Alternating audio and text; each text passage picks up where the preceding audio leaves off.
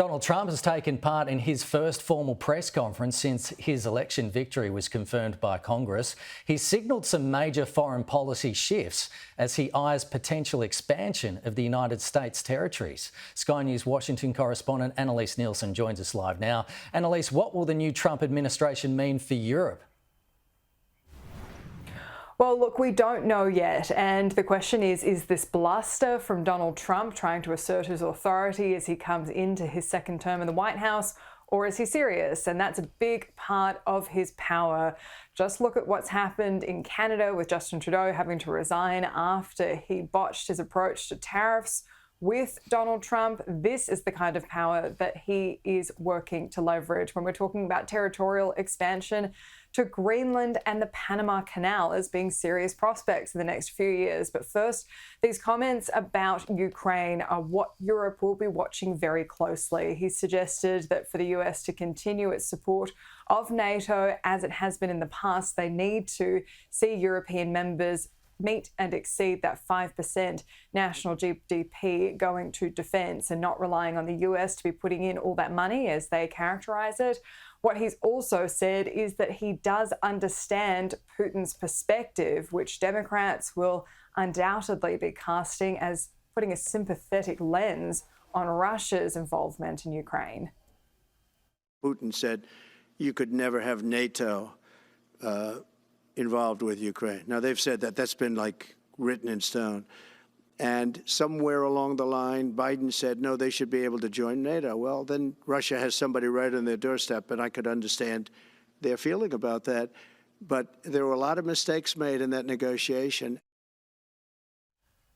Now, much of the argy-bargy that Donald Trump had with Justin Trudeau over the last month was around Donald Trump seemingly joking about turning Canada into the 51st state of the United States as they work to try and get some of those exemptions and tariffs that Canada has enjoyed as being part of the USMCA, which is a trade agreement of the North American countries of the US, Canada, and Mexico. But what we saw was that Canada really saw how much trouble they could be in if Donald Trump does hold to his promise of tariffs. So when he's been talking about, joking about essentially annexing Canada, the question was asked of him, look, would you actually consider be looking at any kind of force, or are we talking about economic coercion here? This was Donald Trump's response. Economic force, because Canada and the United States, that would really be something. You get rid of that artificially drawn line, and you take a look at what that looks like, and it would also be much better for national security. Why are we supporting a country, $200 billion plus a year? Our military is at their disposal. All of these other things, they should be a state. That's why I told Trudeau when he came down, I said, what would happen if we didn't do it?